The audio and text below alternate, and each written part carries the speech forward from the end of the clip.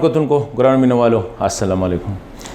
زه نن غواړم چې په ډیره اهمه مسله باندې تاسو سره خبرو کوم ځکه چې ماته کوم حالات مخامخ کاری نو honestly speaking خماته نخکاری یو افغانستان کې چې کوم سچویشن مخې ته راځي او د هغې سره سم چې پاکستان کې کوم تیاریو ته روان دي نو داسې ښکاري چې د دې سیمې حالات یو وارې بیا خرابېدو ته روان دي. ګوره دوه علاقې به تاسو ګورئ، یو افغانستان، یو د پاکستان پخوانی قبایلي علاقې.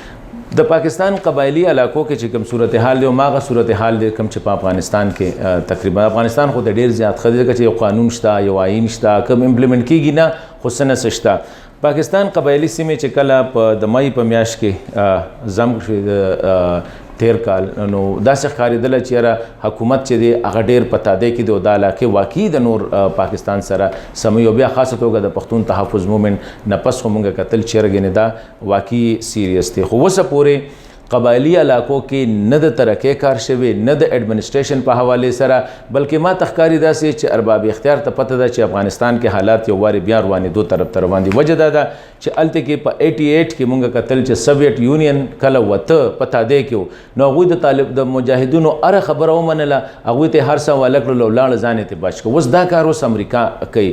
امریکې د طالبانو ټولې خبرې منلې دي او انتهایي په تادی کې ده، غواړي چې په هر صورت افغانستان پرېږدي او لاړ شي دوی پوه شو کارې پوه شه. ځکه د طالبانو هغوی ټولې خبرې منلې، صرف یوه خبره ده چې طالب اوسه پورې دې ته تیار نه دی که امریکا لاړله نو دی به بیا جنګ نه کړي، دی به وایلنس نه کړي. د هغې دپاره امریکې د پاکستان خدمات غوښتي دي، خو طالب ما ته نه دی خیال چې هغه دا ومني، ځکه چې هغه ته پته ده چې امریکا په تادی کې ده.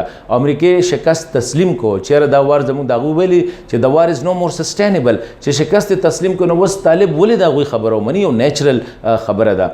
دا به ډېره بدقسمتي که خدای مکه دغه حالت په افغانستان کې راغله. اوس پاکستان تیاری ته ګوره، قبایلی سیمه مخکې خو بیا هم یو FCR یو قانون یو جرګه وه، یو پولیټیکل ایجنټ یو اختیار سره. دا وخت کې قبایلی سیمه کې هیڅ قانون نشته، هیڅ آئین نشته. کله چې دوی FCR ختم کو نو هلته کې انټرم ګورننس ریګولیشن راوړه، هغه ته پېښور های کورټ ته لږ ځکه چې هغه د ملک د قانون او د آئین سره بیا متصادم و. ورته یې وی چې د 13 نومبره پورې تاسو هلته کې پراپر لا راولئ.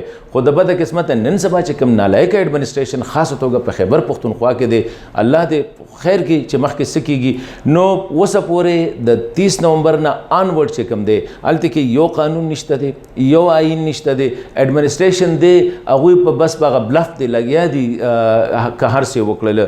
نه د پولیس خبره شته دی، نه د ایڈمنسټریشن خبره شته، نه د جوډیشري خبره شته. علاقې دقه شانتې هغه شانتې دي، بلکې د هغې نه ډېرې خرابې شوې. مخکې خو یو قانون و.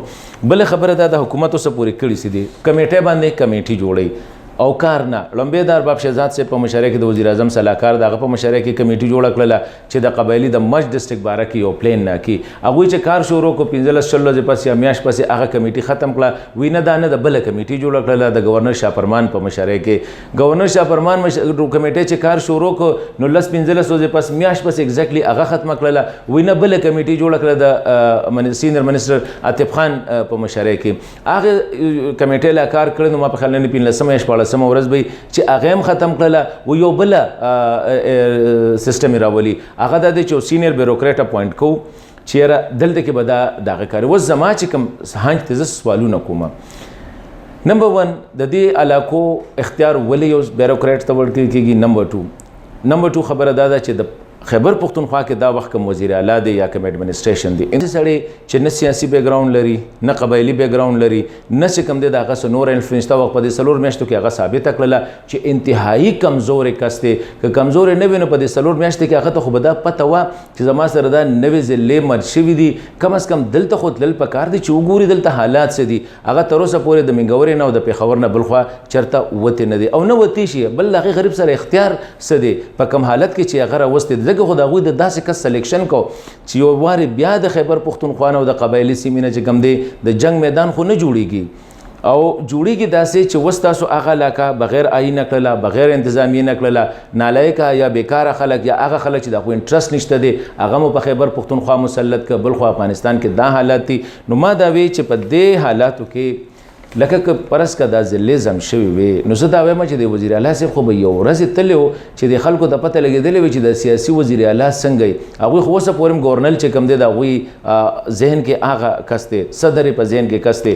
نو د هغې وجه دا ده چې زما خپل خیال دا دی تاسو خپل هم سوچ وکړئ چې آیا داسې اډمنسټریشن راوستل داسې خلک راوستل چې د هغوی حیثیت نشته دی هغه د صوبې مشران کړي دي هغه د علاقې مشران کړي دي خپل پې لبې کوي دا خو نه ده چې افغانستان کې حالات خرابېږي او دا خیبر پختونخوا او یا دا قبایلي سیمې به یو وارې بیا میدان جنگ جوړیږي دنیا ته به مونږ وایو چې هلته کې قانون نشته هلته کې آئین نشته دا اوس تاسو کار دی بل خوا پښتون تحفظ مومنټ حوالې سره چې کوم کارونه کېږي نو داسې خو نه ده چې د دغې شاته یا هغه زوړ نظام راولي چېرې دا خلک کنټرول کول غواړي پاکستانی قانون کې جج دی عدالت دی پولیس دی په هغې دا نه کېږي نو دا خو نه ده چې یا خو لمبې خو بې آیینه کړله بې قانونه کړله نو دا خو نه ده چې هلته کې واپس هغه نظام راولي افغانستان کې چې کوم صورتحال روان دی 6 میاشتې یا کال پس هغې ته خو تیاری نه دی روان په دې باندې به تاسو سوچ کوئ ځکه چې دا ستاسو هم ذمواري ده